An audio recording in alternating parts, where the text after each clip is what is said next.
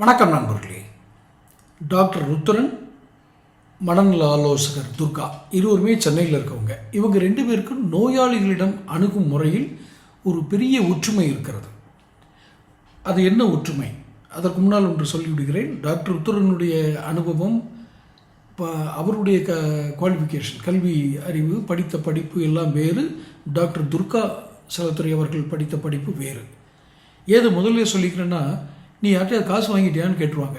நம்ம ஆட்கள் அதை எளிதாக கேட்டுருவாங்க. இவன் ஏதோ காசு வாங்கிட்டு பேசுகிறான் போல இருக்கு அப்படின்னு.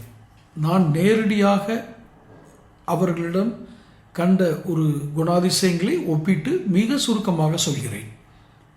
டாக்டர் ருத்ரன் அவருடைய முகநூல் பதிவில் நான் நேரில் அவரை சந்திச்சிருக்கேன். அவருடைய அணுகுமுறை அதெல்லாம் ஒரு மனநல மருத்துவருடைய ஒரு மனநல மருத்துவருக்கு இருக்க வேண்டியதாக இருக்கலாம். ஆனால் அதையும் கடந்து 1980களில் அவருடைய புத்தகங்களை படித்தவன் நான். மிக அருமையான மனோதத்துவ தொடர்களை பல பத்திரிகைகள் எழுதி கொண்டிருந்தவர். அவரை நான் சந்திச்சிருக்கேன். அவருடைய முகநூல் பதிவில் ஒரு பதிவு கிட்டத்தட்ட ஒரு 6-7 வருஷத்துக்கு முன்னாடி இருக்கும்னு நினைக்கிறேன், என் நினைவு சரியாக இருந்தால்.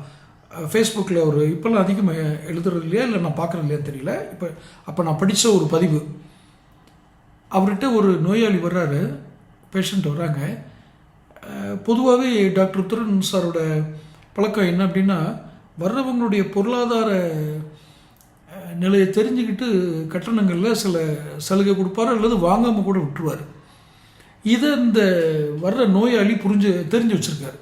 அவர் டாக்டர் ருத்ரன் சார்கிட்ட பேசும்போது தன்னுடைய இதுகளை சொல்கிறாரு. சொல்லிவிட்டு அவர் ஃபீஸ் ஒரு வேணான்னு சொல்லிடுறாரு. ஏன்னா இவர் ஏதோ கஷ்டப்படுற மாதிரி தன்னை காட்டிக்கிறார். தன்னிடம் பணம் இல்லை, ஆனால் தனக்கு இப்படி ஒரு மனநோய் வந்துடுச்சு அப்படி இப்படின்னு ஏதோ ஒன்று சொல்லும்போது அவர் இறக்கப்பட்டு பணம் வாங்காமல் விட்டுறாரு. அதுக்கப்புறம் ஏதோ ஒரு சந்தர்ப்பத்தில் அந்த நோயாளி மிகப்பெரிய பணக்காரர் என்பதை இவர் புரிந்து கொள்கிறார். நல்லா புரிஞ்சுக்கங்க, செல்வந்தர் வேற, பணக்காரர் வேற. அவர் செல்வந்தர் இல்லை, பணக்காரர். பணம் இருக்கிறவங்கலாம் செல்வந்தர் ஆக முடியாது. இது ஐயா நெல்லைக்கண்ணன் ஒரு பேச்சில் சொன்னது. ஆனால் அவர் பணக்காரன்னு அவர் புரிஞ்சுக்கிட்டார். நம்ம அந்த சப்ஜெக்டை வேறு இதில் பேசுவோம். பணக்காரன் அப்படிங்கிறத புரிஞ்சுக்கிட்டாரு. நம்மளை ஏமாற்றி இந்த ஃபீஸை கொடுக்காம இருக்கிறதுக்காக அவர் இப்படி ஒரு இதை பயன்படுத்தியிருக்காரு அப்படிங்கிறத அந்த டாக்டர் ருத்ரன் சார் அதை புரிஞ்சுக்கிட்டார். அப்போது இது வரைக்கும் நமக்கு சாதாரண நடைமுறையாக தெரியும். இதுவே பெரிய குணம். ஆனால் நமக்கு இதில் என்ன இருக்குது அப்படின்ற மாதிரி தோணும். ஆனால் கடைசியாக அவர் அந்த முகநூல் பதிவில் போட்டிருந்த வரிகள் தான் மிக மிக மிக மிக எத்தனை மிக வேணாலும் போட்டிருக்க முக்கியமான வரி. அதில் நீங்கள் உலகத்தினுடைய அத்தனை புனித நூல்களுடைய சாராம்சத்தையும் எடுத்துக்கொள்ளலாம். பைபிள், திருக்குரான், பகவத்கீதை, இன்னும் எத்தனை பொதுமறைகள் இருக்கிறதோ அத்தனையுடைய சாராம்சத்தை எடுத்துக்கொள்ளலாம். அவர் கூறுகிறார், அந்த ஒரு நோயாளி என்னை ஏமாற்றினார் என்பதற்காக நான் என் இரக்க குணத்தை விட்டுவிட மாட்டேன். எவ்வளவு பெரிய குணம்! இது சாமானிய மனிதர்களுக்கு வராது. மருத்துவர் எல்லாருக்கும் வருமாங்கிறதும் சந்தேகம்தான். ஒருத்தனை ஏமாற்றிட்டு போயிட்டான் அப்படிங்கிறதுக்காக என்ன வர்றவங்களை பூரா நான் ரொம்ப சந்தேகப்படுவேன்னு சொல்கிறது ஒரு சாதாரணமான இயல்பு தான். ஆனால் அவர் அந்த இடத்தில் தனித்து நிற்பதால் தான் ஜென்டில்மேன் அப்படிங்கிற ஒரு உயர்ந்த இடத்தை பெறுகிறார்.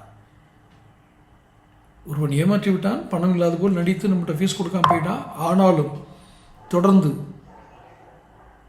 இனியும் ஒருவன் இதைவிட மோசமாக, அதான் ரொம்ப கவனமான வார்த்தை, அதை நான் சொல்ல விட்டுட்டேன். இதைவிட மோசமாக என்னை ஒருவன் ஏமாற்றினாலும் நான் என் இறக்க குணத்தை கைவிட மாட்டேன். டாக்டர் ருத்ரன் சார் போட்டிருந்த பதிவு அது. சரி, இதை எப்படி நீங்கள் டாக்டர் துர்கா செல்லத்துறை அவர்களோட ஒரே இதுன்னு சொல்கிறீங்க அப்படின்னா, இப்போ நம்ம சேனலில் நிறைய அவங்களுடைய வீடியோக்கள் வருது. நீங்கள் டாக்டர் துர்கா செல்லத்துறையுடைய வீடியோக்கள், அவங்க பேசின வீடியோக்கள்லாம் நான் வெளியிட்டு இருக்கேன். ஒரு பைசா என்கிட்ட பணம் வாங்குறது இல்லை. ஏன்னா அவங்க பேசுகிறது, அவங்களுடைய அனுபவம், அவங்களுடைய படிப்பு, அவங்க காலம், பணம், அவங்களுடைய சக்தி எல்லாத்தையும் செலவு பண்ணி அந்த அனுபவங்களை பெற்றிருக்காங்க. ஆனால் அதை இலவசமாக கொடுத்து நீங்கள் உங்கள் சேனலில் போட்டுக்கிடுங்க அப்படின்னு சொன்னாங்க. வயதில் குறைந்தவராக இருக்கலாம், ருத்ரன் சாரை விட வயது குறைந்தவராக இருக்கலாம் டாக்டர் துர்கா செல்லத்துறை அவர்கள். ஆனால் அந்த குணாதிசயம் பாருங்கள், இவரை அந்த இடத்திற்கு உயர்த்தி கொண்டு வரும். இன்னும் இன்றையும் சொன்னார்கள், கஸ்டமரில் எப்படி பேஷண்ட்டில் எப்படி ருத்ரன் சாருக்கு ஒருத்தர் கிடைச்சாரோ, ஆனால் இங்கே வித்தியாசமான அனுபவம். யார் அவங்க, துர்கா செல்லத்துறை அவர்கள் டாக்டர் அவங்க சொன்னது. ஒருவர் டாக்டர் துர்கா செல்லத்துறைக்கு ஃபோன் பண்ணுறாங்க, எனக்கு உங்களிடம் கவுன்சிலிங் எடுத்துக்கணுன்றாங்க, வாங்க ஆன்லைன் கவுன்சிலிங் கூட நான் கொடுக்குறது உண்டு அப்படின்னு. அப்போது அவருக்கு இவ்வளவுன்னு சொல்லி பணம் சொல்கிறாங்க. அவர் ஓகே அப்படின்றாரு. அக்கௌண்ட் நம்பர் இவங்க அனுப்பிச்சி விட்றாங்க, அவர் மாற்றி விட்டுறாரு. நீங்கள் எப்போ உங்கள் பணம் வந்துடுச்சு, நீங்கள் எப்போ எத்தனை மணிக்கு கவுன்சிலிங் ஆன்லைனில் எடுக்கணும்னு நினைக்கிறீங்கன்னு இவங்க கேட்குறாங்க. இல்லை உங்களுடைய வீடியோக்கெல்லாம் பார்த்து நான் ஏற்கனவே அந்த எனக்கு தேவையான புத்திமதிகளை நான் எடுத்துக்கிட்டேன், நிறைய உங்களோட வீடியோக்களை பார்த்து எடுத்துக்கிட்டேன். அதனால் அதுக்கு நான் அந்த வீடியோக்களில் கிடைத்த புத்திமதியை இலவசமாக எடுத்துக்கிடக்கூடாது அப்படிங்கிறதுக்காக நான் அந்த பணத்தை உங்களுக்கு நான் அக்கௌண்ட்டில் போட்டேன். ஏன்னா நீங்கள் வீடியோலேயே நிறைய சொல்கிறீங்க, பொதுவாக சொல்கிறது. அவங்க வீடியோக்கெல்லாம் பார்த்தீங்கன்னா பொதுவான சப்ஜெக்டை எடுத்து அதை ஒரு வீடியோ உரையாக அவங்க கொடுப்பாங்க. அப்போ அந்த பொது சப்ஜெக்ட்லேயே ஒரு நோயாளிக்கு பொருத்தமாக இருந்திருக்கு, இந்த சப்ஜெக்ட் நமக்கு பொருத்தமானதுன்னு அதுலேருந்து ஆலோசனை எடுத்துக்கிட்டாரு. ஆனால் வீடியோவில் தான் பார்த்துட்டோமேன்னு விடலை, டாக்டர் கூப்பிட்டு ஃபீஸை கொடுத்துட்றாரு. நீங்கள் பாருங்கள், இருவேறு அனுபவங்கள், இருவேறு மருத்துவர்கள், இருவேறு அனுபவங்கள், ஆனால் இருவரின் குணங்களும் ஒன்று. எத்தனை வித்தியாசமான உலகம் இது. தொடர்ந்து நான் ஒரே இது கேட்குறேன். நம்முடைய சேனல்லே டாக்டர் துர்கா அவங்களுடைய வீடியோக்கள் இருக்குது, நீங்கள் அதை பார்த்தீங்கன்னா உங்களுக்கே தெரியும் இவ்வளவு அவங்க என்னென்ன சப்ஜெக்ட் பேசுகிறாங்கன்னு. ஸோ தொடர்ந்து மருத்துவ குறிப்புகள் கூட நானே பேசிகிட்டு இருக்கேன்.